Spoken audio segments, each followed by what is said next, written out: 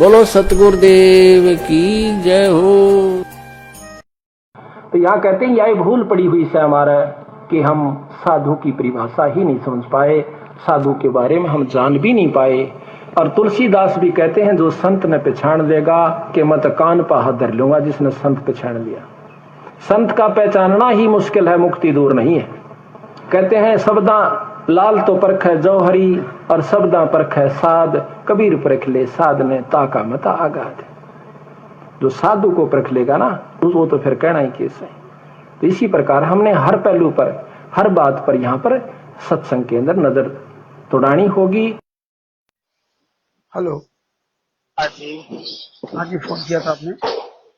हाँ बिल्कुल किया था। बताइए। कौन बोल रहे हैं आप? रामचंद्र दास। रामचंद्र दास जी, भगत जी, आप सब सेवक हो और मैं खाली सेवक हूँ, जी है ना? जी। आप सब सेवक हो हाँ और मैं सेवक हूँ, हाँ है ना? हाँ। आपको बोल दिया कि इंदौर के भक्तों को बार बार ऐड मत करो, तो फिर क्यों ऐड कर रहे हैं आप? इंदौर के भक्तों, क्या आप गुरु हो गए क्या वहाँ पे? अरे हम गुरु नहीं है, वो तो हमारे भगत भाई है ना। आपका नाम क्या है? मेरा नाम सुरेश व्यास है। जानता, पहले भी तेरे से मेरी कई बार बात हो चुकी, तो समझा चुका हूँ, तेरे समझ में नहीं आ रही है क्या? अच्छा, स्टेट आप वहाँ के कोऑर्डिनेटर हो सुरेश व्यास जी? हाँ, जिनने आपसे कई बार प्रार्थना की कि आप अपनी औकात में रहो भाई जी, औकात लेकिन में? आप अपनी औकात में नहीं रह रहे हो यार। क्या करें अब, आपको बताइए। ये इंदौर क्या तुमने खरीद रखा है क्या? अरे तो भैया, जब कोई की इच्छा नहीं हो तो उसको अरे मत जोड़ो, क्यों तो क्यों इच्छा जोड़ते है? हो आप जबरदस्ती? कौन होते हो? आप मैं उसको कौन लाइन होते पे, मैं सुन, हो? मैं हाँ उसको लाइन पे लूं जिसको तुमने जोड़ा था अभी। अगर वो तो बोलेगा हाँ मेरी इच्छा के बिगड़ जोड़ा, हाँ, तो फिर मान जाओगे? हम बोलो। 100 बार जोड़ूंगा। तुम कौन होते हो? नहीं, उसकी इच्छा के अरे बिगड़ अगर उसकी उसको इच्छा जोड़ रहे हो। तुम कौन ठेकेदार होते हो ना? तुम ठेकेदार हो तेरी क्या? बहन को चोदू, चुप रख। अगर चोट हराम बहन खोर के लौड़े, कैसा। तेरी माँ को लेके भग गया क्या मैं? अगर चोट, मैंने अरे ऐसा कोई खोटा काम नहीं करा, तू कहाँ से पैदा हो गया मेरे यहाँ यार, गंदा आदमी। अगर अरे चोट, निकम्मे, चुप कुत्ते। यही तो तेरी आवाज तुम। साहेब जी सतगुरुदेव की जय हो। जगत गुरु तत्वदर्शी संत रामपाल जी महाराज की जय हो। परम पिता परमात्मा केशव कबीर साहेब की जय हो। जगत गुरु तत्वदर्शी संत रामपाल जी महाराज की जय हो। सत साहेब जी। जागो भगतो जागण के रुत आ गए, जागो भगतो जागण के रुत आ गए। पवन भगत यू जयपुर वाला साची साच बता रहा, पवन भगत यू जयपुर वाला साची साच बता रहा। इस मैनेजमेंट कमेटी ने बरवाला कांड करवाया, इस मैनेजमेंट कमेटी ने बरवाला कांड करवाया। रामपाल सतगुरु का भाई मिंदर जुल्म कमा गया, रामपाल सतगुरु का भाई मिंदर जुल्म कमा गया। भगतां के कंधे पर धर कर ऐसी तोप चला गया, भगतां के कंधे पर धर कर ऐसी तोप चला गया। कानून की वाह करे उल्लंघना, भगतां का सिर पाप धरया, कानून की वाह करे उल्लंघना, भगतां का सिर पाप धरया। मैनेजमेंट कमेटी ने प्रशासन का अपमान करया, इस मैनेजमेंट कमेटी ने प्रशासन का अपमान करया। बच्चे बूढ़े महिलाओं को बीच सड़क पर खड़ा करया, बच्चे बूढ़े महिलाओं को बीच सड़क पर खड़ा करया। इस मैनेजमेंट कमेटी ने भाई रामपाल बदनाम करया, इस मैनेजमेंट कमेटी ने भाई रामपाल बदनाम करया। भगत बनाए आतंकवादी हमला करया प्रशासन पे, भगत बनाए आतंकवादी हमला करया प्रशासन पे। रामपाल मरवाना मकसद मैनेजमेंट कमेटी का, रामपाल मरवाना मकसद मैनेजमेंट कमेटी का। यो वंदी बहरी गूंगी संगत मैनेजमेंट ने लूट लई। यो वंदी बहरी गूंगी संगत मैनेजमेंट ने लूट लई। सतगुरु के आदेश बताकर गुंडागर्दी खूब करी। सतगुरु के आदेश बताकर गुंडागर्दी खूब करी।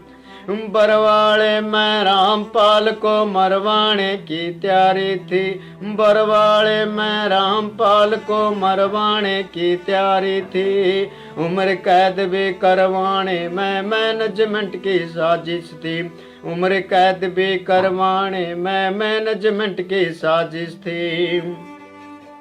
जी तो करा मैं गोली मारूं बस की मेरे बात नहीं। जी तो करा मैं गोली मारूं बस की मेरे बात नहीं।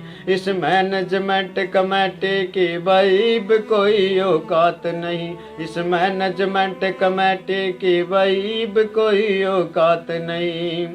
गोंदवाला मैं रण सिंह कह रहा रोला पाका छोड़ूंगा। गोंदवाला मैं रण सिंह कह रहा रोला पाका छोड़ूंगा। न्यायपालिका प्रशासन का तख्त इलाका छोड़ूंगा। न्यायपालिका प्रशासन का तख्त इलाका छोड़ूंगा। जागो भगतो जागने की रुत आ गई। जागो भगतो जागने की रुत आ गई। जागो भगतो जागने की रुत आ गई। सत साहेब जी सतगुरुदेव की जय हो। जगत गुरु तत्वदर्शी संत रामपाल जी महाराज की जय हो। बंदी छोड़ सतगुरु रामपाल जी महाराज जी की जय हो। परमात्मा की सभी प्यारी आत्माओं को पवनदास जयपुर वाले का सत साहेब। पुण्यात्माओं, परमेश्वर कबीर साहिब जी की एक वाणी है कि खोद खाद धरती सहे, काट कूट वन राय, कुटिल वचन साधु सहे, औरों से सहा न जाए। जिस प्रकार खुदाई के कष्ट को धरती और कटने के कष्ट को केवल वन ही सह सकता है, ठीक इसी तरह यदि कोई कठोर वचन सहन कर सकता है तो वह भगत होता है।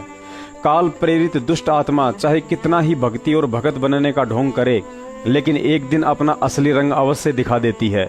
जिस प्रकार शेर की खाल में गधा नहीं छिप सकता है, उसी तरह भगत के वेश में कोई गुंडा कैसे छिपा रह सकता है।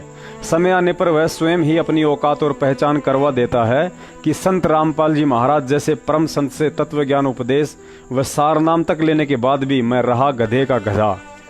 पुण्यात्माओं, वर्तमान में जब हम कुछ सारनामी भक्तों व संत रामपाल जी महाराज जी के परिवार वालों की ज्ञान विरुद्ध घटिया और उल्टी हरकतें देखते हैं, तो अज्ञानतावश कुछ आत्माएं गुरु में दोष निकाल लेती है कि यह व्यक्ति काफी वर्षों से संत रामपाल जी महाराज की शरण में है, इसे कोऑर्डिनेटर का पद प्राप्त है, इसको सारनाम भी मिला हुआ है, लेकिन यह व्यक्ति आज भी गधे का गधा ही रहा। लगता है संत रामपाल जी महाराज जी की भक्ति अर्थात ज्ञान और मंत्रों में कोई शक्ति नहीं है। पुण्यात्माओं, यहाँ कमी ज्ञान और मंत्रों में नहीं बल्कि उस आत्मा के संस्कारों की है जिसे सतगुरु का कोई विवेकी भगत ही समझ सकता है। ऐसी आत्माओं के लिए गुरुजी ने एक सत्संग में कालर के खेत का उदाहरण देकर समझाया था कि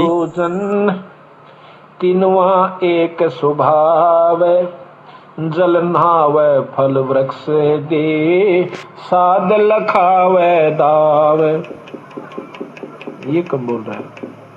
गरीब ऐसी जरना चाहिए,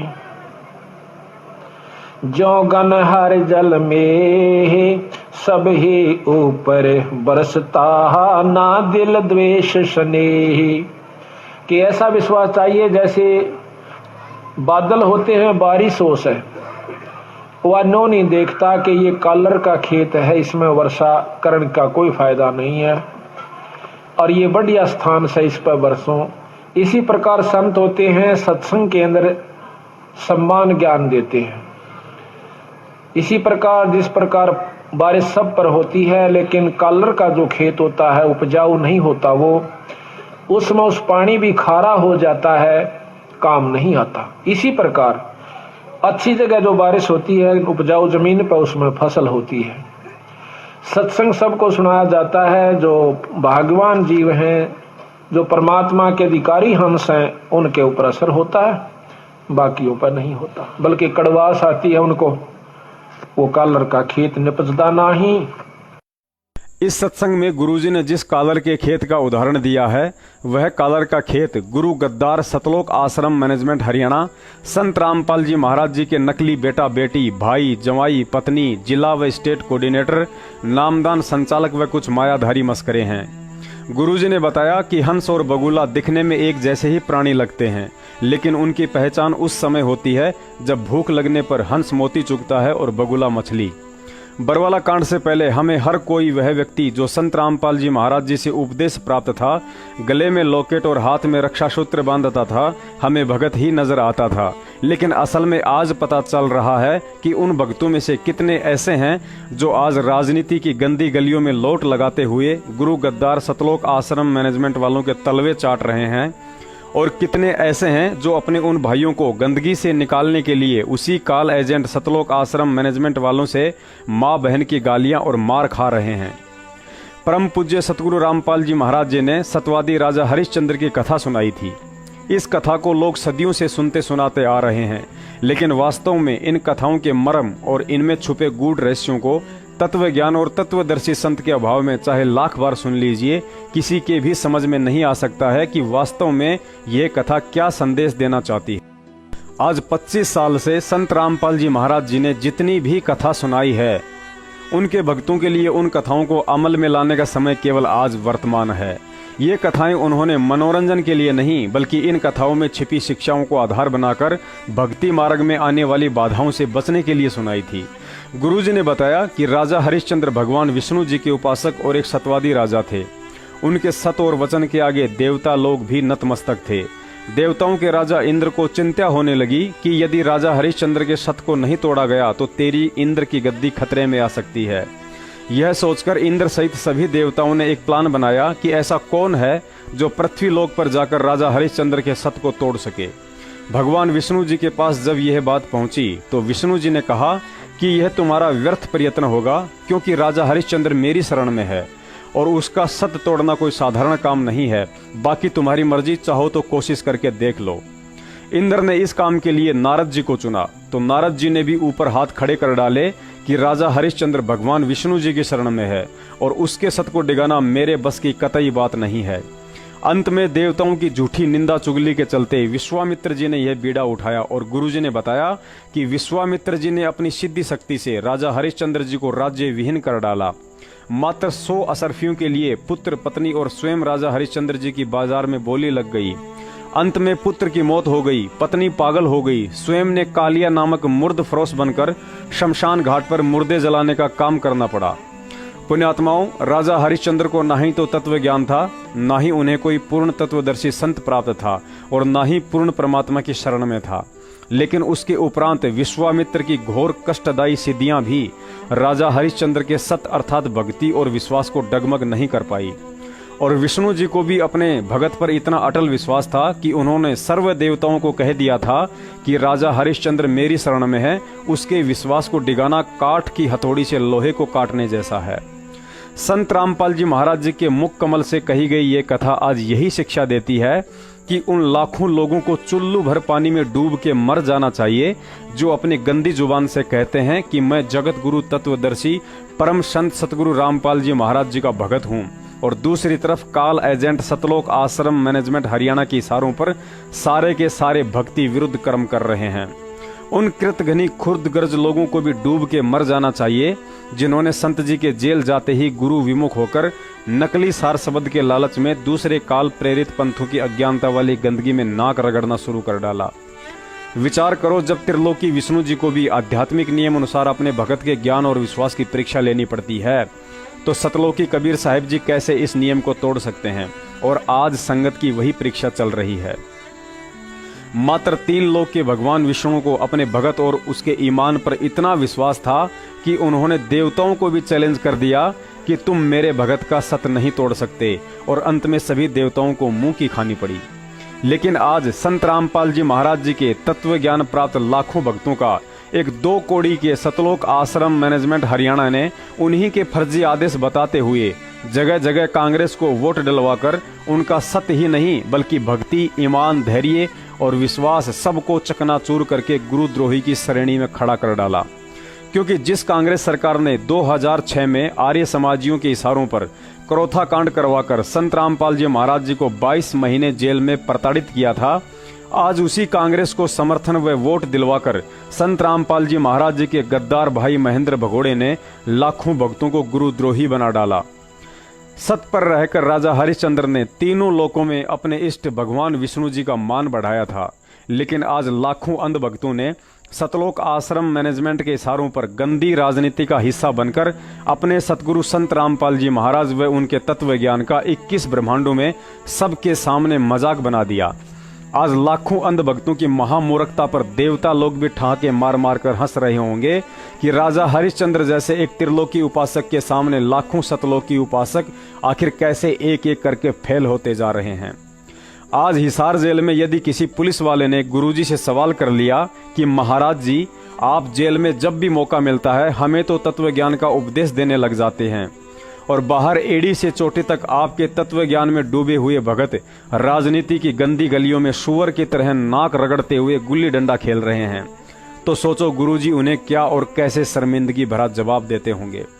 आगे इस कहानी में गुरुजी ने बताया कि अंत में नौबत यहां तक आ गई कि स्वयं राजा हरिश्चंद्र तलवार लेकर अपनी पत्नी का शीश काटने ही वाला था कि पीछे से भगवान विष्णु ने आकर उसका हाथ पकड़ लिया और कहा, हरिश्चंद्र, आज आपने सत ना छोड़कर दुनिया के सामने मेरा और मेरी भक्ति का मान रखा है, आप परीक्षा में विजयी हुए, मांगो क्या मांगते हो। लेकिन राजा हरिश्चंद्र ने ना ही तो राज्य वापस मांगा, ना ही पत्नी और पुत्र मांगा, बस यही कहा कि भगवान आपने दर्शन दे दिए और इससे ज्यादा अब मांगने को शेष भी क्या रह गया। और हम इतने बड़े गधे हैं कि वर्तमान में गुरुजी जेल में बैठकर तरह तरह की परेशानियों का सामना कर रहे हैं और हम खुद गर्ज रात दिन सतलोक आश्रम मैनेजमेंट के चोरों के नंबरों पर भिखारियों की तरह अपनी मन्नतें पूरी करवाने के लिए प्रार्थनाओं पर प्रार्थनाएं लिखवाते रहते हैं। और तो और संगत को यह भी समझ में नहीं आता है कि वास्तव में भिखारी तुम स्वयं हो या सतलोक आश्रम मैनेजमेंट वाले, क्योंकि प्रार्थनाएं तुम करते हो और उधर पाठ व ज्योति का आदेश बताकर अपनी झोली मैनेजमेंट वाले भरते हैं। कहें विशंबर नाथ सुनो क्या की जय देवा, वह हरिचंद्र सतलीन करते हैं सब की ही सेवा। गरीब हरिश्चंद्र का पति व्रत टर नहीं टारा, वह सतवादी संत रहे। गरीब हरिश्चंद्र का पतिव्रत टर ना टारा भाई, वो सतवादी संत रहे हमारी शरणाई ही। राजा हरिश्चंद्र मेरी शरण के अंदर है भाई, वो सत नहीं छोड़ सकते। गरीब बोलत है ऋषि देव जात है हमारी पदई, सुनो सहस भुज नाथ करत हैं हम उनकी बदई। इंद्र जी कहते हैं कि मेरी पदवी जावेगी महाराज, अगर वो इस सत पर डटा रहा और देवताओं की पदवी उसको देनी पड़ेगी तो हम उसके साथ बदई करेंगे, हम उसके साथ जो है ना खेचातान करेंगे, उसके सत को तोड़ेंगे। गरीब गण गंधर्व सब देव सकल में ऊंचा को है, लीजिए ताही बुला हरि चंद टार जो देव है। विष्णु भगवान ने बोले भाई देख लो तारी मर्जी। उन्हें मालूम था कि जो मेरी शरण में आ गया और सत पर डटा रहा तो उसका कोई बाढ़ नहीं बाका कर सकता, पर ये भी राजी हो लेंगे, ये प्रसन्न हो जाएंगे, देख लेते हैं।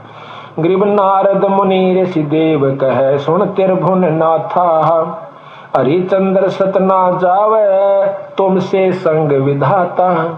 नारद मुनि बुलाया, वो सियाणे थे, ने बोले भगवान उसके सत न कौन तोड़ दे जब आप जैसे साथ हो, मेरे बस का नहीं ना आप जावा। पुण्यात्माओं, आपने कभी कुत्ता लड़ाई का नाम तो सुना ही होगा, अगर नहीं सुना है तो बता देते हैं कि कुत्ता लड़ाई क्या होती है। जैसे दो कुत्तों के बीच में कोई सूखी हड्डी डाल दी जाए और फिर जिस कदर वे दोनों कुत्ते उस सूखी हड्डी के टुकड़े के लिए लड़ते हैं उसे कुत्ता लड़ाई कहते हैं। और यह कुत्ता लड़ाई आजकल सतलोक आश्रम मैनेजमेंट के कुत्तों के बीच जगह जगह छिड़ रही है, क्योंकि सतलोक आश्रम मैनेजमेंट हरियाणा के सबसे बड़े कुत्ते अर्थात संत रामपाल जी महाराज जी के गद्दार भाई महेंद्र भगोड़े ने सभी नामदान केंद्रों का लीज पर बंटवारा कर दिया है।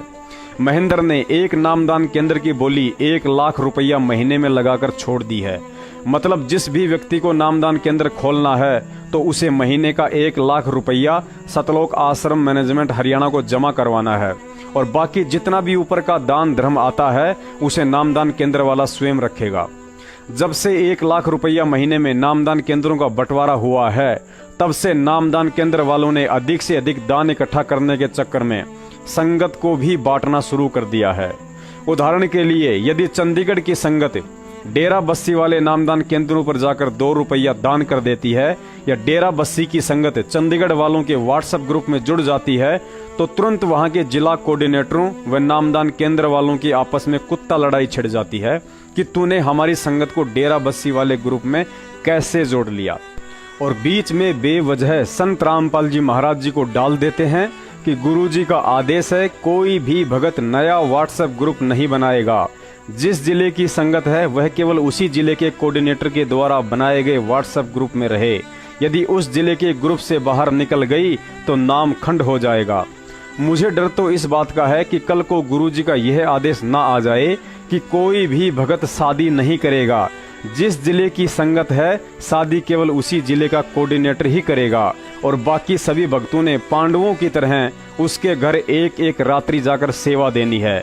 यदि किसी ने सेवा नहीं दी तो उसका नाम खंड हो जाएगा।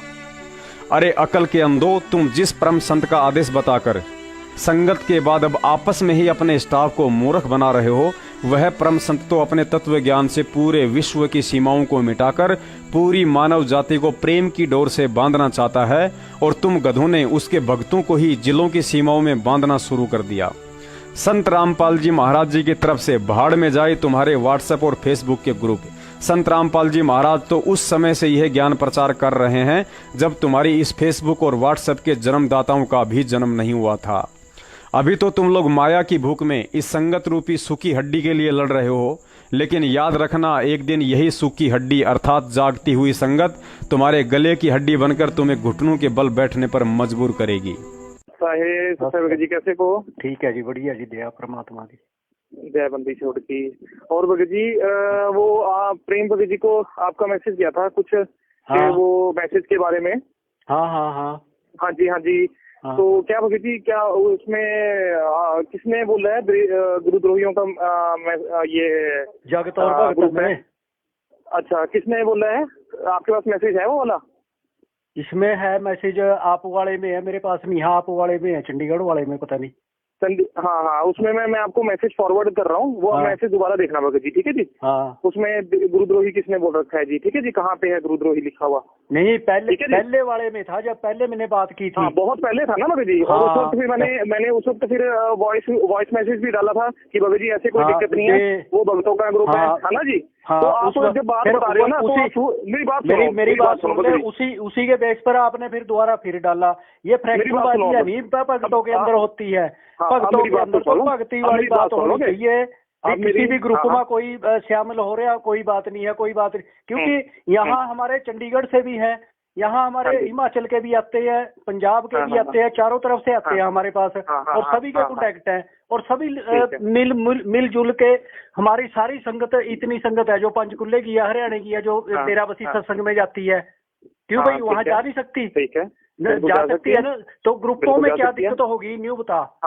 तो ग्रुपों में भी उनको मैसेज जाएगा, तभी पता चलेगा ना। अगर वो चंडीगढ़ वाले डेरा बस्सी वाले ग्रुप में होंगे तभी उनको पता चलेगा भी फलानी जगह ये प्रोग्राम है। बात सुनोगे भगत जी? हाँ। मेरी बात सुन लोगे जी? बिल्कुल बिल्कुल सुनेंगे, बिल्कुल सुनेंगे। अब पहली बात है जी भगत जी, गुरु जी का खुद आदेश आ रखा है कि जो कोऑर्डिनेटर जो चला रहा है ना, डिस्ट्रिक्ट कोऑर्डिनेटर, हाँ। जहाँ की संगत है वहीं पे रहेगी, ठीक है जी, दूसरे ग्रुपों में नहीं जाएगी, ठीक है जी। वो उससे क्या होता है, अब कभी कोई ऐसा भगत है या कोई जगत का बंदा है जो कि पहले हमारे भी ग्रुप में ऐड हो रखा था, हाँ। जो गुरुद्रोही था, ठीक है जी, उन्होंने क्या किया, उसने भक्तों के नंबर लिए और सभी भक्तों को गलत मैसेज डाले जी। दूसरी बात है, सुनो मेरी बात सुन लो, मेरी बात पूरी ऑडियो मैंने सुन रखी है, संगत में था आपकी, चंडीगढ़ का संगत का बंदा था वो, तो संगत के बंदे मेरे पास पता नहीं कितने बंदे गए आल समझ लो इंडिया में थे है मेरे पास सारे के नंबर। तो भक्तों के पास नंबर नहीं होते एक दूसरे के, क्या ग्रुप में बात सुन लो ना भगत जी, अब आप बात भी सुना करो या सिर्फ अपनी ही बोलोगे? नहीं, मैं तो मैं यही बता रहा हूँ भक्तों के पास मेरी भी सुन लो भगत जी, कोई में से नहीं भी जाते। मेरी बात सुन लो भगत जी, मेरी बात भी सुन लो। अपनी आपने जो बोलनी थी मैं सुन लिया, अब मेरी बात सुन लो। मैंने नरेश भगत जी जो चंडीगढ़ अपना पंजाब के डिस्ट्रिक्ट कोऑर्डिनेटर स्टेट कोऑर्डिनेटर उनसे बात हुई थी और उन्होंने खुद मना किया है कि जगत से भगत में चंडीगढ़ और मोहाली की संगत नहीं ऐड होगी। अगर आपको दिक्कत है तो नरेश भगत जी को कॉल कर लो और उनसे बात कर लो जी। ठीक है जी? क्योंकि उनका भगत जी स्टेट कोऑर्डिनेटर है और हमारा काम है उनके बात को मानना। ठीक है जी? और उन्होंने साफ मना किया है रीजन भी होएगा ना, कोई रीजन। हाँ, क्यों भगत जी, जो लोकल भगत है ना, जहाँ की संगत है वो वहीं के उधर रहे, उनको वहाँ से मैसेज आए। ठीक है जी? हाँ, लोकल में ही सत्संग में जाएगी, लोकल में ही सेवा में जाएगी, लोकल में ही सारा कुछ करेगी। हाँ, तो हमारी संगत को क्यों नहीं मना करते आप चंडीगढ़ में बताया करो सेवा करने के लिए? मेरी बात सुन लो, पहले पूरी बात सुन लो, उसके बाद आप बात करो। और आप वहाँ पे उसमें ऐड हो चंडीगढ़ मोहाली संगत में। ठीक है ना जी? आप उसमें मैसेज डाल सकते हो, आप मैसेज डाल दो, आपको मैं मना नहीं करता। डाल सकते हैं हम? डाल ही नहीं सकते उसमें मैसेज। हाँ, वो इसलिए मना किया है क्योंकि पीछे जो कृष्ण बतास जी और जसवंत जी की आपस में लड़ाई हो गई थी और वो बिल्कुल वो ग्रुप में चल रहा था मैसेज, इसलिए वो उसको ब्लॉक किया गया जी। तो अगर आपको ये फिर सुनो, पहली बात की हाँ, वो फिर लड़ रहे हैं ना भगत जी, मैं तो नहीं लड़ रहा। लड़ नहीं रहे, वो कृष्ण भक्त बिल्कुल नहीं लड़ा। ये चिड़ा जैसा इसका नाम है चिड़ा, वैसे ही ये चिढ़ता है एक दूसरे भक्त से। कौन चिढ़ता भगत जी? चिड़ा जो है जसवंत भक्त का नाम है, चिड़ा भी है उसका नाम। अच्छा भगत जी, मेरे को नहीं पता था। हाँ, उसका नाम चिड़ा भी है। आम उसको यहाँ हम चिड़े के नाम से बुलाते हैं उसको।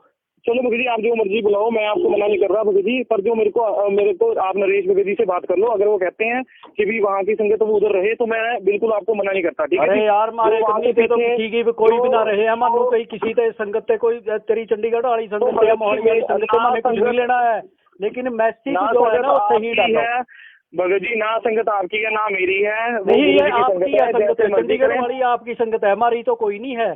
चंडीगढ़ वाली संगत तो आपकी है, गुरुजी की तो है ही नहीं, वो तो आपकी संगत है। मेरी बात सुनो, आप सुनो मेरी बात को। हाँ, आप ऐसे से दोबारा बात करो या फिर दीपक अपना नरेश भगत जी से बात कर लो, उनको सारी बात का पता है। अगर वो कह देंगे तो मेरे को कोई दिक्कत नहीं है जी। वो उनसे पूछ के मैसेज डाला, बिना पूछे नहीं मैसेज डाला जी। ठीक है जी? और गुरुद्रोही का कोई मैसेज नहीं डाला। आप दोबारा मैसेज चेक कर लेना, आप भी उस ग्रुप में हो, आप भी मैसेज चेक कर लो जी। हाँ, पहले कहा नहीं था भी गुरुद्रोही है इसमें?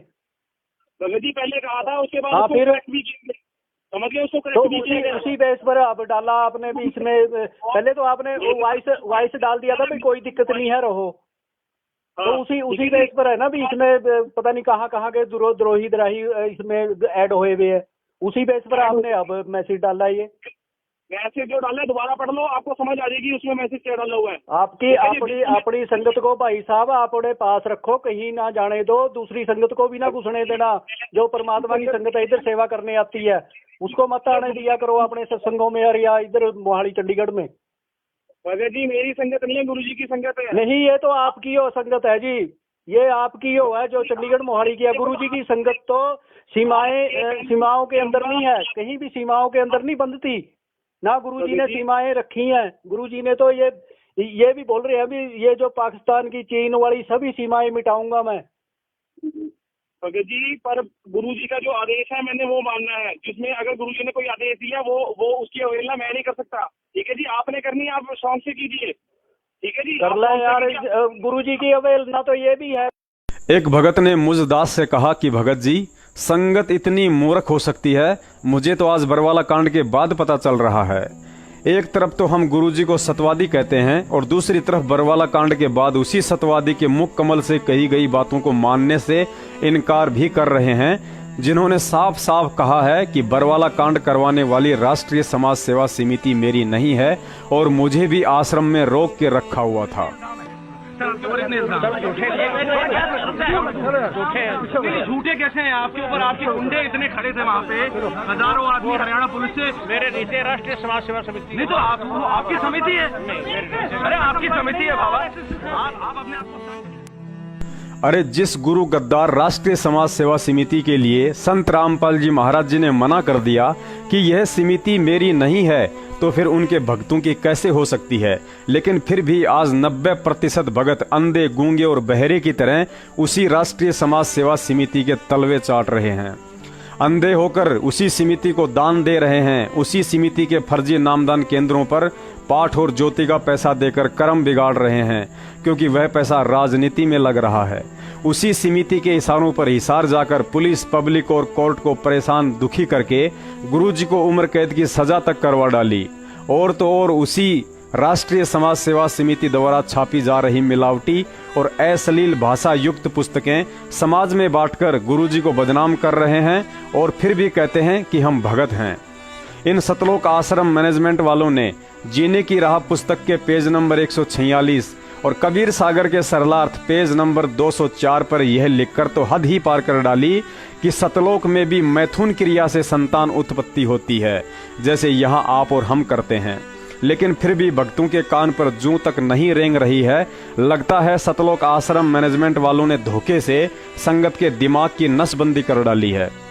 दास ने उस भगत बाई को सतगुरु देव जी के तत्व ज्ञान आधार से बताया कि भगत जी, इतने प्रत्यक्ष प्रमाण देखने के बाद भी यदि किसी की बुद्धि सत्य और असत्य को समझने का निर्णय नहीं ले पा रही है, तो दोष उन आत्माओं का नहीं बल्कि उनके प्रारब्ध के कुसंस्कारों का है, जो वर्तमान में दीवार की तरह उनकी आंखों के सामने खड़े होकर उन्हें अंधा बना रहे हैं।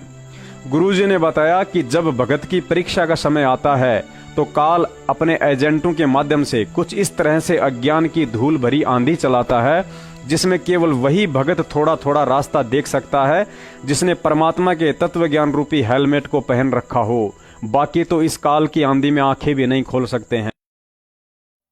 भक्ति के बाद परमात्मा अपने भगत के विश्वास की परीक्षा लेता है और उस परीक्षा का देश काल व परिस्थितियों वश ऐसा प्रारूप होता है कि साल 2 साल बाद कमजोर भक्ति संस्कार वाले भक्तों को लगने लगता है कि मैं कहीं गलत पंथ में तो नहीं हूँ। 4 साल से गुरुजी जेल में हैं, कहीं ऐसा तो नहीं कि गुरुजी वास्तव में कोई आम संत ही हो।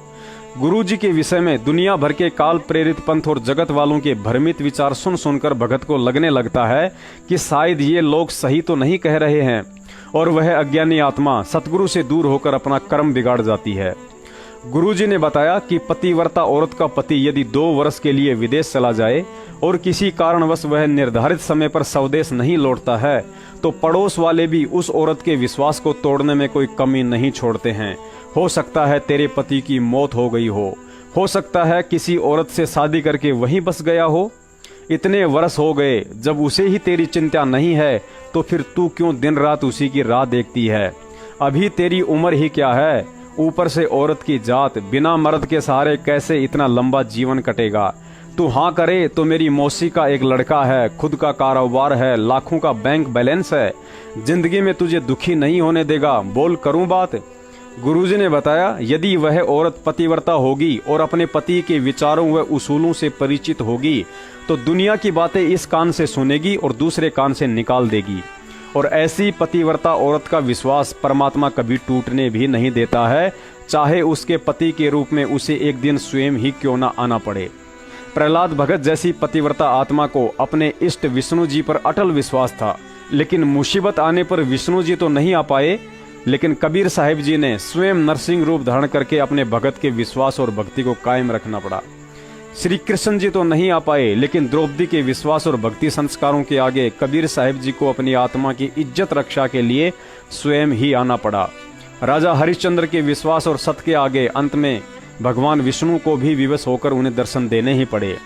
यदि राजा हरिश्चंद्र भी हम मूर्खों की तरह सोचते कि पूर्ण मर्यादा और सत्य पर रहकर भक्ति करते हुए भी यदि मेरे ऊपर इतने कष्ट आ रहे हैं, मेरा राज्य छीन गया, बच्चा मर गया, पत्नी की बाजार में मोली लग गई, मेरी दुर्दशा हो चुकी है, कहीं ऐसा तो नहीं कि मैं जो भक्ति कर रहा हूँ यह सही नहीं हो। आखिर मेरे इष्ट विष्णु जी ने कोई चमत्कार क्यों नहीं किया? कष्ट ही देना था तो मुझे देते, मेरी पत्नी और बच्चों को इतना दुखी क्यों किया? गुरुजी ने बताया यदि उस परीक्षा के समय राजा हरिश्चंद्र के मन में अपने इष्ट विष्णु जी और उनकी भक्ति के विषय में इतने विचार भी आ जाते तो राजा हरिश्चंद्र जी परीक्षा में फेल हो जाते और आज दुनिया में उनकी पहचान सत्यवादी राजा हरिश्चंद्र के नाम से नहीं बल्कि इतिहास में कच्चे हीरे की उपमा देकर भुला दिए जाते। पढ़ी लिखी मूर्ख संगत और कुछ सोशल मीडिया सेवादार कहे जाने वाले मानसिक रोगियों के सहयोग से सतलोक आश्रम मैनेजमेंट हरियाणा के गुंडों ने निर्दोष संत रामपाल जी महाराज जी को अपने घटिया कुकर्मों के चलते समाज में पहले पायदान से निम्न और घटिया श्रेणी के संतों की लाइन में लाकर खड़ा कर दिया है। अगर संत रामपाल जी महाराज जी की तुलना डेरा सच्चा सौदा के राम रहीम जी से की जाए तो भगत समाज आज भी राम रहीम जी को ही श्रेष्ठ बताएगा, क्योंकि हिसार जेल के नाम से सतलोक आश्रम मैनेजमेंट के गुंडों द्वारा जितने भी मनमुखी आदेश मूर्ख संगत को दिन रात बतलाए जाते हैं, उस आधार से संत रामपाल जी महाराज जी को आने वाले समय में संत कहलाने का दर्जा भी गंवाना पड़ सकता है, क्योंकि संगत की मूर्खता और अंधविश्वास का फायदा उठाकर काल एजेंट महेंद्र भगोड़े ने संत रामपाल जी महाराज जी के तत्व ज्ञान में भारी मिलावट करनी शुरू कर दी है। यदि समय रहते अभी भी संगत गहरी नींद से नहीं जागी तो आने वाले समय में ज्ञान आधार से दुनिया के सामने बोलने के लायक भी नहीं रहेगी। आइए एक नज़र डालते हैं संत रामपाल जी महाराज जी व राम रहीम जी के आध्यात्मिक ज्ञान व सामाजिक कार्यों पर। राम रहीम कबीर साहिब जी का ज्ञान सुनाते हैं, लेकिन उस ज्ञान की तुलना यदि पवित्र कबीर सागर ग्रंथ साहिब व चारों वेदों से की जाए तो दोगलापन ही दोगलापन दिखाई देता है। दूसरी तरफ संत रामपाल जी महाराज भी कबीर साहिब जी का ही ज्ञान सुनाते हैं, लेकिन कुछ पुस्तकें जैसे जीने की राह, गरिमा गीता की और कबीर सागर के सरलार्थ में लिखी ऊट पटांग बातों का पवित्र कबीर सागर ग्रंथ साहिब व चारों वेदों से मिलान किया जाए तो राम रहीम जी से भी 10 गुना ज्यादा दोगलापन झलकता है। क्योंकि गरिमा गीता पुस्तक के पेज नंबर 28 पर अनामी लोक में आत्मा और परमात्मा को अलग अलग दर्शाया गया है। जीने की राह पेज नंबर 146 और कबीर सागर के सरलार्थ पेज नंबर 204 पर भयंकर मिलावट है, जिसमें लिखा है कि सतलोक में 90% संतान उत्पत्ति मैथुन क्रिया अर्थात संभोग से होती है। संभोग से मतलब नर व मादा के रज बीरज से। रज और बीरज में अरबों खरबों सूक्ष्म जीवाणु होते हैं। यानी सतलोक आश्रम मैनेजमेंट के गुंडों ने संत रामपाल जी महाराज जी के ज्ञान में मिलावट करके यह साबित करने की कुचेष्टा की है कि सतलोक में भी 84 लाख योनियों का वास है। इसी कबीर सागर के पेज नंबर 598 पर हनुमान जी की पूंछ की तुलना गधे के गुप्तांग से जोड़कर लिख दी गई है, जो लिखने वाले की अभद्रता और अश्लील सोच को दर्शाती है। ज्ञान गंगा पेज नंबर 149 और 173 पर नास्त्रदमस की भविष्यवाणी का उल्टा अर्थ करके लिख दिया कि संत रामपाल जी महाराज जी पर देशद्रोह का मुकदमा चलेगा, जबकि नास्त्रदमस ने ऐसा कहीं कुछ नहीं लिखा है। बरवाला कांड की घटना की सच्चाई और सरासर अन्याय नामक पुस्तक में जज व हरियाणा प्रशासन के लिए जिस कदर अभद्र शब्दों में भाषा का समावेश किया गया है, उस हिसाब से संत रामपाल जी महाराज जी को तमोगुणी भगवान शिव से भी ज्यादा क्रोधी दर्शाया गया है। अर्थात ज्ञान की दृष्टि से देखा जाए तो जीने की राह, गरिमा गीता की और कबीर सागर का सरलार्थ नामक पुस्तकों में मैनेजमेंट के गुंडों की घटिया व हरकतों व ज्ञान में मिलावट के चलते राम रहीम जी का ज्ञान वर्तमान में संत रामपाल जी महाराज जी के ज्ञान से कई गुना उत्तम साबित हो जाता है। ज्ञान के बाद यदि राजनीतिक दृष्टि से देखा जाए तो राम रहीम जी ने भारतीय जनता पार्टी को समर्थन दिया था, और इधर संत रामपाल जी महाराज जी के गद्दार भाई महेंद्र ने उन्हीं के आदेश बताकर भक्तों से उसी कांग्रेस सरकार को समर्थन व वोटिंग करवा डाली, जिस कांग्रेस के कार्यकाल में निर्दोष होते हुए भी संत रामपाल जी महाराज जी को 2006 से 2008 तक बेवजह जेल काटनी पड़ी थी। और साथ में कांग्रेस सरकार से करोड़ों रुपये लेकर रक्तदान के विशाल कार्यक्रमों के माध्यम से भक्तों का जन समूह इकट्ठा कर बीजेपी के खिलाफ समाज को भड़काकर घटियापन की मिसाल भी पेश कर दी, जो राम रहीम व उनके भक्तों ने कभी नहीं की। अतः राजनीतिक छवि की दृष्टि से भी राम रहीम जी का नंबर गुरु गद्दार सतलोक आश्रम मैनेजमेंट हरियाणा से अव्वल नंबर पर है। इसके अलावा सब जानते हैं कि रक्तदान, देहदान व सफाई अभियान में सतलोक आश्रम मैनेजमेंट हरियाणा वाले राम रहीम के पैरों की धूल के बराबर भी नहीं है। राम रहीम ने हजारों गरीब बच्चियों की मुफ्त में शादियां करवाई, लेकिन सतलोक आश्रम मैनेजमेंट के गुंडों ने अपने ही भक्तों को दहेज मुक्त शादी के नाम पर दोनों पक्षों से संत रामपाल जी महाराज जी का आदेश बताकर अर्थात रमेणी सेवा के नाम पर 11-11 हजार रुपए की लूट मचा रखी है। हाँ, एक सेवा ऐसी है, यदि उसकी बात की जाए तो राम रहीम जी तो क्या, दुनिया का कोई भी संत और महंत तथा समाज सेवी इस गुरु गद्दार सतलोक आश्रम मैनेजमेंट हरियाणा के गुंडों के आस पास भी नहीं टिकेगा। और वह सेवा है गुरु की आड़ में फर्जी नामदान केंद्र खोलकर पाठ, ज्योति और दान धर्म के नाम पर लूटपाट सेवा। एक बहन ने कहा कि पवन भगत जी, आपके पास सतलोक आश्रम मैनेजमेंट द्वारा गुरुजी के साथ की गई गद्दारी के सैकड़ों ठोस सबूत हैं। आप इन सबूतों को लेकर मैनेजमेंट के रक्तदान और देहदान वाले कार्यक्रमों में जाकर क्यों नहीं दिखाते? वहां तो हजारों में संगत आती है, सबको एक बार में ही सच्चाई का पता चल सकता है। दास ने उस भोली बहन को एक उदाहरण देकर समझाया कि एक समय एक गीदड़ ने अपनी पत्नी से कहा कि चलो आज तो मैं गांव की सैर करवा कर लाता हूं। गीदड़ की पत्नी ने कहा कि गांव में तो कुत्ते बहुत होते हैं, अगर हमें कोई नुकसान पहुंचा दिया तो? गीदड़ ने कहा, अरे भगवान, डरती क्यों हो? ये देखो, मेरे पास गांव में घूमने का लाइसेंस है। दोनों मियाँ बीवी जंगल से बाहर गांव की तरफ चल देते हैं। जैसे ही वे दोनों गांव के नजदीक जाते हैं तो कुत्तों ने उन्हें देख लिया कि गीदड़ और गीदड़ी गांव की तरफ आ रहे हैं। बस देखने की ही देर थी कि गांव के सारे कुत्ते उन दोनों की तरफ दौड़ पड़े। गीदड़ ने कुत्तों को अपनी ओर आता देख तुरंत जंगल की तरफ उल्टी दौड़ लगा दी। कुछ दूर जाकर देखा कि गीदड़ी अभी भी वहीं खड़ी है। उसने आवाज लगाई कि भगवान, वहां खड़ी खड़ी क्या कुत्तों को तिलक करने की सोच रही है? भाग ले, नहीं तो ये कुत्ते तुझे भी फाड़ डालेंगे। गीदड़ी बोली, अजी हमें इन कुत्तों से क्यों डरना? आपके पास तो गांव में घूमने का लाइसेंस है ना, इन्हें दिखा दीजिए। यह सुनकर गीदड़ ने जोर से आवाज लगाते हुए कहा कि भगवान, लाइसेंस तो है, लेकिन दिखाऊं किसे? ये सारे के सारे कुत्ते अनपढ़ हैं। इतना सुनकर गीदड़ी भी वहां से भाग छूटी और मुश्किल से अपनी जान बचाई। यह कहानी सुनकर उस बहन के झट से समझ में आ गया कि सतलोक आश्रम मैनेजमेंट हरियाणा के कार्यक्रमों में जाकर भक्तों को समझाना तो गांव के कुत्तों को लाइसेंस दिखाने के बराबर है। काल प्रेरणा से उल्टा हमें ही फाड़ने की कोशिश करेंगे। पुण्यात्माओं, पिछले 25 साल का इतिहास इस बात का गवाह है कि राजनीतिक क्षेत्र में नरेंद्र मोदी और आध्यात्मिक क्षेत्र में संत रामपाल जी महाराज का यदि आंधी की तरह विरोध हुआ है तो ये दोनों के दोनों महापुरुष तूफान की तरह पहले से कहीं ज्यादा ही उभर कर दुनिया के सामने आए हैं। रही बात सतलोक आश्रम मैनेजमेंट हरियाणा वालों के द्वारा मोदी जी का विरोध और कांग्रेस को सपोर्ट करने की, तो यह महेंद्र भगोड़े की कुछ राजनेताओं के साथ मिलकर सोची समझी साजिश है, जिसको अंजाम देने के लिए मूर्ख संगत के कंधों पर बंदूक रखकर चलाई जा रही है। संत रामपाल जी महाराज जी के सत्संग व कुछ प्रसिद्ध भविष्य वक्ताओं की भविष्यवाणियों के अनुसार आने वाले समय में भारत से एक क्रांति की शुरुआत होगी, जिसका नेतृत्व एक अधेड़ उम्र का महापुरुष करेगा। उसके कुशल नेतृत्व के चलते भारत ही पूरे विश्व को दिशा निर्देशित करेगा, यानी पुनः भारत देश जगत गुरु बनेगा। अब सवाल यह खड़ा होता है, यदि वह महापुरुष संत रामपाल जी महाराज जी हैं, तो क्या संत रामपाल जी महाराज उन भविष्यवाणियों के अनुसार भारत के प्रधानमंत्री या राष्ट्रपति बनकर इस कार्यक्रम को अंजाम देंगे? जी नहीं, बस यहीं आकर लाखों की संगत और सतलोक आश्रम मैनेजमेंट के गुंडों की बुद्धि स्लिप हो जाती है।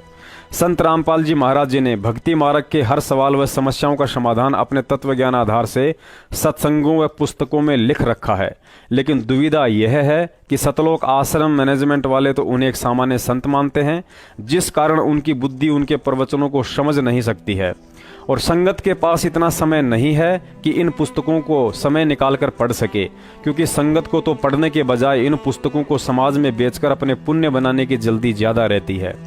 यथार्थ भक्ति बोध का सरलार्थ पेज नंबर 154 पर आदरणीय गरीबदास जी महाराज जी ने स्पष्ट लिखा है कि दिल्ली के तख्त पर छत्र फेर भी फिरायसी, खेलत गुप्तार सैन भंजन सब फोकट फैन, मैयल राजबाला पुरुष सतगुरु दिखलायसी।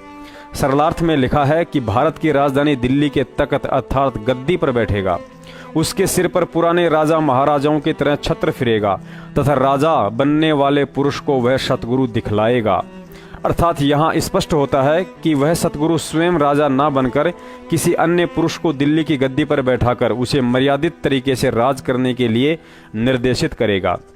निर्देशित करने का आशय यह नहीं है कि वह सतगुरु अयोध्यापति राजा रामचंद्र जी के गुरु वशिष्ठ जी की तरह राजा के बगल में कुर्सी डालकर उसे हर कार्य के लिए सलाह देगा, या सतलोक आश्रम मैनेजमेंट वालों की तरह दिन में 3 बार व्हाट्सएप पर पीले पर्चे भेजकर संगत में बड़बड़ाता रहेगा कि तुम्हें क्या करना है और क्या नहीं। निर्देशित का मतलब उसे प्रजा के हित में करने योग्य कर्मों व परमात्मा के विधान की संपूर्ण जानकारी देकर राज्य करने का आदेश देगा। जैसे पहले कोई व्यक्ति बिल्डिंग कंस्ट्रक्शन का कार्य करता था, समय पर लेबर को तनख्वाह नहीं देता था, उनसे काम भी अधिक लेता था, हारी बीमारी में भी किसी की मदद नहीं करता था, बिल्डिंग मटेरियल में भी काफी कमीशन खाता था। लेकिन सौभाग्य से संत रामपाल जी महाराज जी की शरण में आने के उपरांत उसे सकल शुभ अशुभ कर्मों, उनके परिणाम व परमात्मा के विधान की जानकारी होने से आत्मज्ञान हुआ और इस मर्म का अनुभव हुआ कि जो अपने सो और के एक के पीड़ पिछाड़। उसके बाद वही व्यक्ति अपने मजदूरों को परमात्मा का अंश समझकर भगत तुल्य अच्छे से व्यवहार करता है, समय पर तनख्वाह और अन्य सुविधाएं भी देता है, अनावश्यक कमीशन के बजाय अपने हक हलाल का पैसा खाता है। ठीक ऐसे ही जब वह निर्धारित समय आएगा तो वह सतगुरु अर्थात संत रामपाल जी महाराज दिल्ली के तख्त पर राज करने वाले मैयल अर्थात राजा को तत्वज्ञान आधार से राज्य करने का निर्देशन करेंगे। इस बात को और अच्छे से समझने के लिए यथार्थ भक्ति बोध का सरलार्थ पेज नंबर 150 को पढ़िए, जहां लिखा है कि जय कोई माने शब्द हमारा, राज करे काबुल कंधारा। सरलार्थ में लिखा है जो राज का इच्छुक भी है, यदि वह हमारे बताए अनुसार साधना करेगा तो उसको भारत तो क्या काबुल तथा कंधार देशों के साथ साथ अरब देशों और खरब अर्थात यूरोपीय देशों तक, जिनमें मक्का मदीना आदि पवित्र स्थान स्थापित है, वहां तक अपने राज्य में राजा बनकर यात्रा करने का अवसर दूंगा। अर्थात यहाँ भी स्पष्ट होता है कि राजा बनकर राज्य वह सतगुरु नहीं बल्कि उसकी सत साधना करने वाला कोई अन्य नुमाइंदा ही करेगा। वर्तमान में यह वीडियो देखने वाले व आध्यात्मिक क्षेत्र से अनजान व्यक्ति को यह सब मजाक लग रहा होगा, लेकिन जो व्यक्ति थोड़ा बहुत भी परमात्मा के ज्ञान से परिचित है वह आसानी से समझ सकता है कि परमेश्वर कबीर साहिब जी ने 650 साल पहले धर्मदास जी को कहा था कि 5000 और 505 जब कलयुग बीत जाए, महापुरुष फरमान तब जग तारन को आए। कि धर्मदास जी आज मैं तुझे जो बात कह रहा हूँ यह बात कलयुग के 5505 वर्ष बीत जाने पर सही साबित होगी। उस समय शायद धर्मदास जी के मन में संशय हुआ होगा, लेकिन 1997 में कलयुग के 5505 वर्ष भी पूरे हुए और संत रामपाल जी महाराज जी के रूप में जगत गुरु बनकर वह जगत तारणहार भी आया। संध्या आरती में एक जगह परमेश्वर कहते हैं, कहे कबीर कृपया कर जन पर ज्यों की त्यों समझाई। अर्थात सतगुरु के इशारे और गूढ़ वाणियां उसी व्यक्ति के समझ में आएंगी जिस पर परमात्मा की दया दृष्टि होगी, और परमात्मा की इस दया दृष्टि के अभाव में ये सब बातें सतलोक आश्रम मैनेजमेंट वालों के समझ से बाहर हैं, जिस कारण काल प्रेरित होकर मोदी जी को हराने के लिए कांग्रेस का इस कदर सपोर्ट करते हैं जैसे राहुल गांधी इनका जवाई हो और मोदी जी दुश्मन। अरे मंदबुद्धियों, कम से कम 2006 की घटना और संत रामपाल जी महाराज जी से कुछ तो शिक्षा लेते। सबको पता है कि करौथा कांड कांग्रेस सरकार के कार्यकाल में हुआ था, लेकिन संत रामपाल जी महाराज जी ने आज तक अपने किसी भी शिष्य को यह घटिया आदेश नहीं दिया कि तुमने कांग्रेस को हराने के लिए बीजेपी को वोट डालने हैं, क्योंकि संतों का मार्ग पक्ष और विपक्ष से दूर निष्पक्ष का होता है। पक्ष और विपक्ष की बात आते ही परमात्मा की वाणी लागू हो जाती है कि एक शत्रु एक मित्र हैं, भूल पड़ी रे प्राण, यम की नगरी जाएगा शब्द हमारा मान। और काल एजेंट सतलोक आश्रम मैनेजमेंट वालों के साथ पक्ष विपक्ष के चक्कर में पड़कर हजारों की संख्या में संगत ने यम की नगरी के फार्म भर डाले हैं, जो अब रद्द होने वाले नहीं हैं। कुछ मंदबुद्धि लोग संत रामपाल जी महाराज जी की रोहतक तारीख का एक वीडियो दिखाकर कहते हैं कि देखो, गुरुजी ने स्वयं कहा है कि इस सरकार का नाश होगा, और फिर कहते हैं यदि हम कांग्रेस को वोट नहीं देंगे तो बीजेपी का नाश कैसे होगा। इस हिसाब से देखा जाए तो चेलों को अपने गुरु के वचन पर विश्वास नहीं है। भक्तों को लगता है कि यदि हमने कांग्रेस को वोट नहीं डाले तो इस बीजेपी सरकार का नाश कैसे होगा, और यदि बीजेपी सरकार का नाश नहीं हुआ तो गुरुजी का वचन फेल हो जाएगा। संत रामपाल जी महाराज जी ने इस वीडियो के माध्यम से जो बात कही है कि सरकार का नाश होगा, यह उनका संकेत है, और वर्तमान में संगत सीधे तरीके से उनके ज्ञान को ही नहीं समझ पा रही है तो संकेत क्या खाक समझेगी। पहली बात तो संत कभी किसी को श्राप नहीं देते हैं कि तेरा नाश हो जाएगा, और यदि संत रामपाल जी महाराज जी ने यह श्राप देना ही होता तो कांग्रेस को देते, बीजेपी को नहीं, क्योंकि इन सब मुकदमों व परेशानियों की जड़ सतलोक आश्रम मैनेजमेंट और कांग्रेस की हुड्डा सरकार थी। जिस प्रकार नानक साहिब जी ने उनका आदर सत्कार करने वाले लोगों को उजड़ने और पत्थर मारने वालों को आबाद रहने का आशीर्वाद दिया था, इस बात को बाला और मर्दाना तो नहीं समझ सके, लेकिन नानक साहिब जी ने किस उद्देश्य से कहा था ये बात वही जानते थे। अब यदि आज की मूर्ख संगत की तरह नानक जी की उस बात का मनमुखी अर्थ निकालकर बाला और मर्दाना भी उन गांवों को उजाड़ने के लिए लठ मारने लग जाते कि यदि हमने इस गांव को नहीं उजाड़ा तो नानक साहिब जी का तो वचन फेल हो जाएगा। सरकार का अर्थ इन मंदबुद्धि सतलोक आश्रम मैनेजमेंट व अंध संगत ने बीजेपी व हरियाणा के मुख्यमंत्री को मान रखा है, जबकि देश की असली सरकार न्यायपालिका अर्थात न्यायालय को कहते हैं, क्योंकि मंत्री व मुख्यमंत्री कार्यपालिका के अंतर्गत आते हैं और कार्यपालिका पर न्यायपालिका का नियंत्रण होता है। दूसरे शब्दों में समझा जाए तो मंत्री मुख्यमंत्री अर्थात कार्यपालिका ने करोथा कांड या बरवाला कांड के समय केवल उन आदेशों की पालना की थी जो उन्हें न्यायपालिका से करने के लिए आदेश पारित हुए थे। ना ही तो बीजेपी या खट्टर सरकार ने जबरन अपनी मर्जी से संत रामपाल जी महाराज जी को अरेस्ट किया था और ना ही उन्हें उम्र कैद की सजा सुनाई थी। ये दोनों के दोनों काम हरियाणा की असली सरकार न्यायपालिका अर्थात जजों ने किए हैं। अर्थात अब आप जी के समझ में आ गया होगा कि संत रामपाल जी महाराज जी ने जिस सरकार के नाश के लिए कहा था वह इशारा बीजेपी या हरियाणा के मुख्यमंत्री मनोहर लाल खट्टर के लिए नहीं बल्कि भ्रष्ट न्यायपालिका के लिए था। तीसरे शब्दों में कहें तो यह कोई श्राप नहीं था, क्योंकि श्राप उसे कहा जाता है जो किसी प्राणी को दिया जाता है।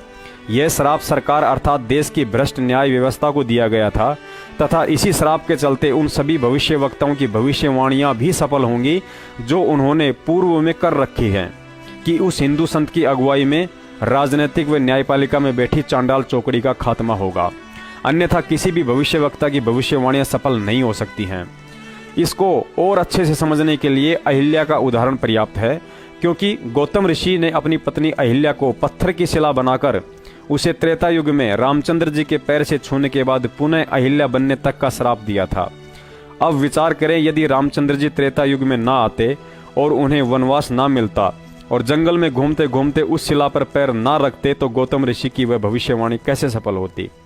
लेकिन दुख इस बात का है कि संत रामपाल जी महाराज जी के द्वारा इतना ज्ञान देने के बावजूद भी संगत इस अंधी लड़ाई में बारातियों की तरह बेवजह झूठी हाजिरियों के लालच के चक्कर में राजनीति के मेले में रक्तदान, देहदान और कांग्रेस को मतदान करके मोठ के साथ घुन की तरह पिस रही है। क्योंकि सत्सेवकों द्वारा लगातार संगत को जागरूक करते रहने के कारण व जागरूक संगत के सवालों पर सवालों के चलते अब तो सतलोक आश्रम मैनेजमेंट के गुंडे भी सीधे रास्ते आने लग गए हैं और वर्तमान में जो गंदी राजनीति खेली जा रही है उसकी जिम्मेदारी स्वयं ही ले रहे हैं कि बीजेपी को हराने और कांग्रेस को वोट डालने का आदेश गुरुजी का नहीं बल्कि हमारी संस्था का है।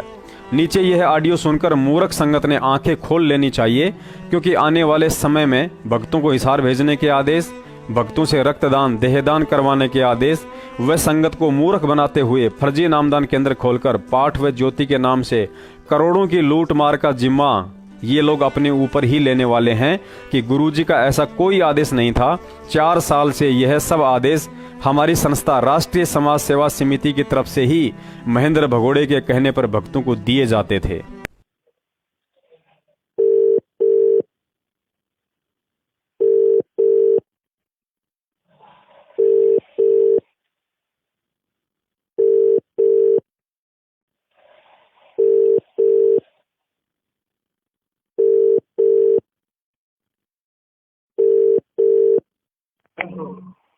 Hello hello. हाँ जी नमस्कार। हेलो। हाँ जी नमस्कार। नमस्कार जी।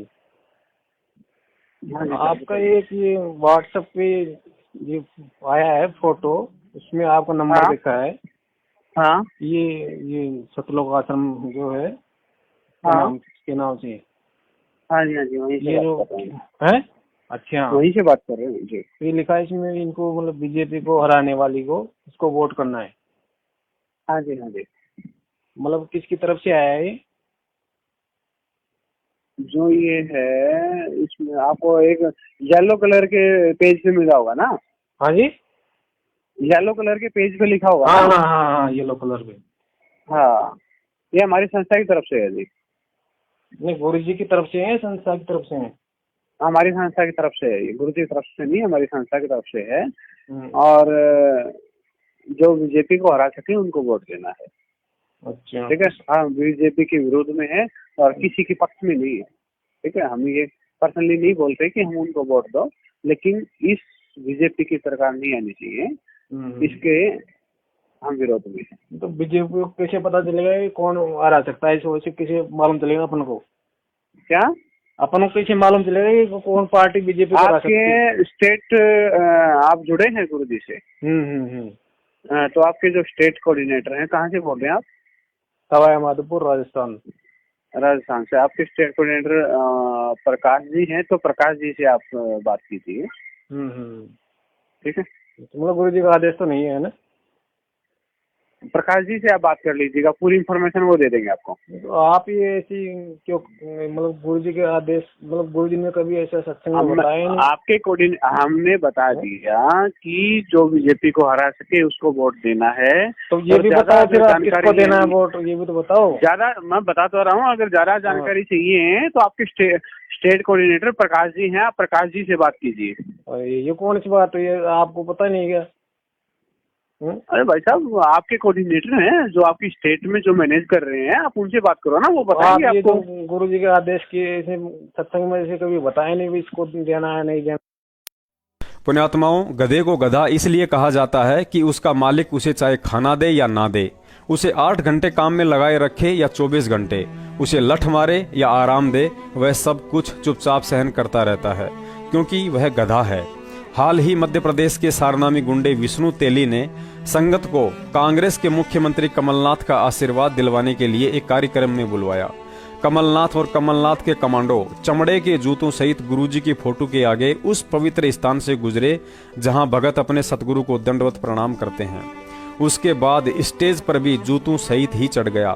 मतलब कांग्रेसी नेता कमलनाथ के जूते संत रामपाल जी महाराज व उनके अंधभक्तों को आशीर्वाद दे रहे थे, क्योंकि स्टेज के नीचे गुरुजी की फोटो और ज्योति जल रही है और कमलनाथ के जूते स्टेज पर गुरुजी की फोटो के ऊपर घूम घूम कर भक्तों को आशीर्वाद दे रहे हैं। हम और आपके बीच में पधार चुके हैं। सभी से प्रार्थना है, हमारे माननीय मुख्यमंत्री महोदय, गरीबों के मसीहा, राष्ट्र के निर्माता, हम सभी अनुयायियों के दुख दर्द की बात सुनने वाले आप सभी के बीच में हैं।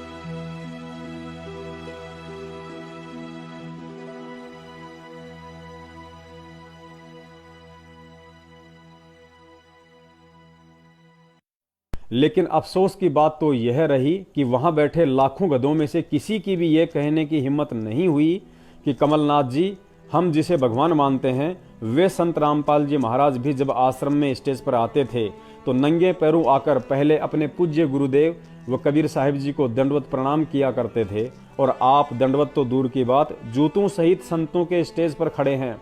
क्या आपके परिवार और कांग्रेस ने आपको इतने संस्कार भी नहीं सिखाए कि धार्मिक कार्यक्रम में कैसे शरीक हुआ जाता है? लेकिन कहे तो कहे कौन, क्योंकि संगत तो अंधे गधे वाली भूमिका निभा रही है और महेंद्र भगोड़े के गुंडे संगत की मूर्खता का फायदा उठाते हुए इस धार्मिक संस्था का राजनीतिकरण करने में लगे हुए हैं।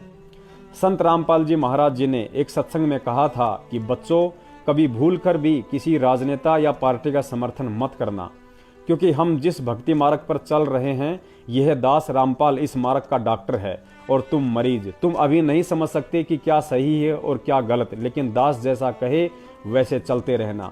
फिर गुरुजी ने बताया कि भक्ति मार्ग में किसी भी पार्टी को वोट डालना क्यों मना किया जाता है, क्योंकि हम जिस भी पार्टी के नेता को वोट डालकर चुनते हैं, वह अपने कार्यकाल में 90% कुक्रम और 10% सुक्रम करता है। चूंकि वह हमारे वोट से नेता बनकर सारे कर्म करता है, अतः धर्मराय के विधान अनुसार उसके हर अच्छे बुरे कर्म कुक्रम में हमारा भी उसी अनुपात में सहयोग गिना जाएगा। अर्थात उस नेता के 90% कुकर्मों में हम भी बराबर के हिस्सेदार बनते हैं। क्योंकि काल का संविधान है, सत का राज धर्म राय कर ही अपना किया सब है दंड भर ही। ये तो ऐसा है जैसे हमने 2 लाख रुपए की FD करवा दी, उसके बाद यदि हम 10 साल भी बैंक नहीं जाते हैं तो भी हमारे उन 2 लाख का ब्याज हमारे खाते में ऑटोमेटिक आता रहेगा। अर्थात हमने तो एक बार वोट डालकर किसी को नेता बना दिया, लेकिन उसके कुकर्मों का ब्याज ना चाहते हुए भी ऑटोमेटिक 5 साल तक हमारे भक्ति अकाउंट में जुड़ता रहेगा। इसलिए आगे उस सत्संग में गुरुजी ने बताया कि फिर भी तुम्हें वोट डालना पड़ जाए तो सरकार ने एक नोटा के बटन की सुविधा दी हुई है, आप उसको दबा दीजिए, जिसका मतलब होता है कि मैं राजनीति से दूर हूं और मेरा किसी भी पार्टी या उम्मीदवार से कोई संबंध नहीं है। यह नोटा वाला आदेश भी केवल उन्हीं भक्तों के लिए है जो ज्ञान आधार से खुलकर कुछ कह पाने की हिम्मत नहीं कर पाते हैं। कि इन राजनेताओं से हटकर तुम भगवान की तरफ चलो एक बार। और ये फिर क्योंकि दिन में 100 झूठ बोलने पड़े हैं, क्योंकि 10 आदमी का काम नहीं कर सकता मुख्यमंत्री एक साल में भी ढंग से, और ये MLA वगैरह तक कर ही क्या सकते हैं। बस ये गणत थाने में जो अपने मत के होते हैं ना, उनकी सिफारिश कर देंगे, दूसरों के साथ अन्याय करवा देंगे, इतना तो ये कर सकते हैं, इससे अधिक इनका ब्योत नहीं है। कहने का भाव ये कि ये भी जरूरी है, आवश्यक है, ये अपना व्यवस्था बनाए रखने के लिए। और आप जी इनके पाछा अंडे जाओ, ये लुक जाए फिर जाओ, ना ये कुछ कर सकते ना विकास कर पाते, तो इनका पीछा छोड़कर मालिक की तरफ चलो।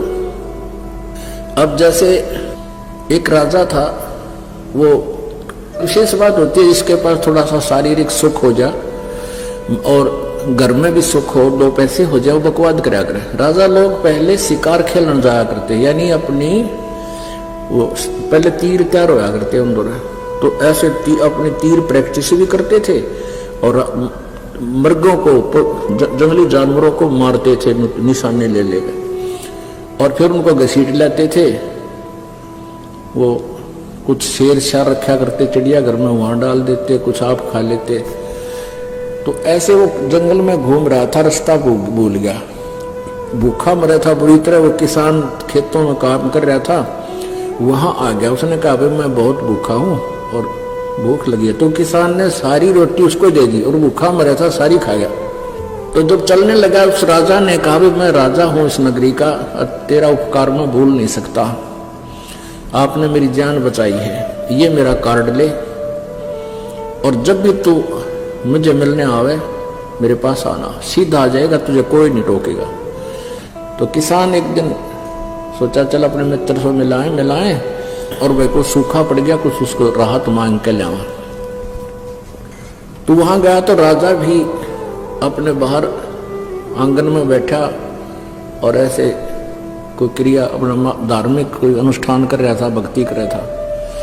अब वो किसान पहुंच गया, किसी ने टोका नहीं, वहां जहां वो कर रहा था वहां खड़ा हो गया। एक सिपाही से पूछा भी क्या कर रहा राजा, कि भगवान से अपने राज्य में सुख मांगे है और धन मांगता है।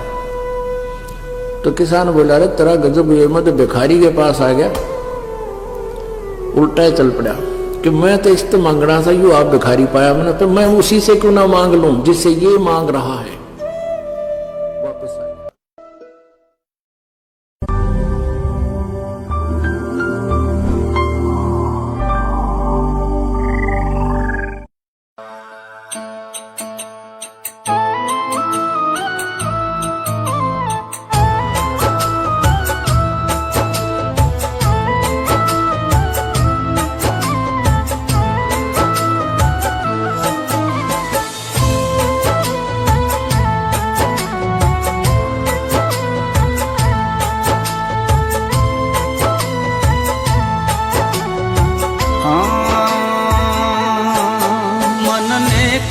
कर ले 2 दिन का मेहमान, मन नेकी कर ले 2 दिन का मेहमान,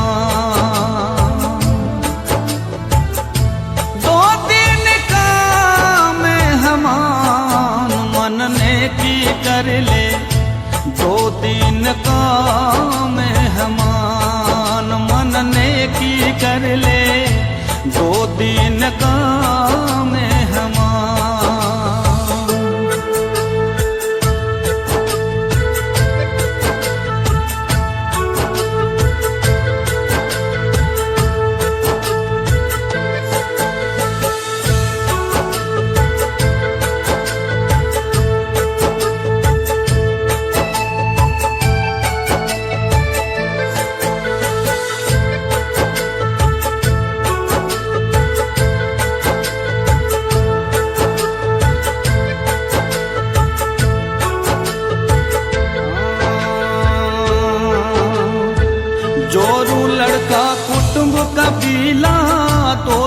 का तन मन का मेला, जोरू लड़का कुटुंब कबीला, 2 दिन का तन मन का मेला। अंतकाल हंस जाए अकेला,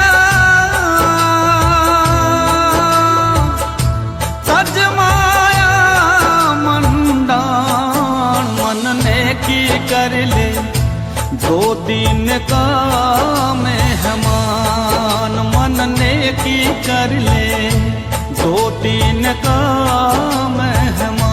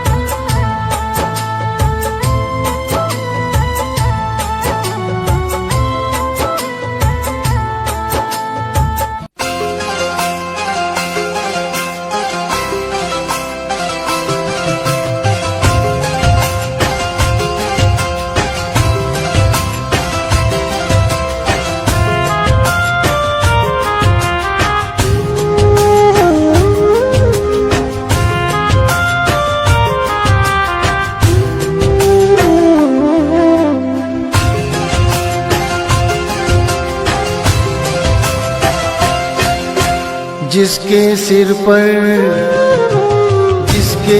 पर कृपा गुरु की, वो दुख कैसे पाएगा। जिसके सिर पर कृपा गुरु की, वो दुख कैसे पाएगा। नाम गुरु जी का जप लेगा, नाम गुरु जी का जप लेगा, जीवन सफल बनाएगा। जिसके सिर पर कृपा गुरु की, वो दुख कैसे पाएगा। जिसके सिर पर कृपा गुरु की, वो दुख कैसे पाएगा।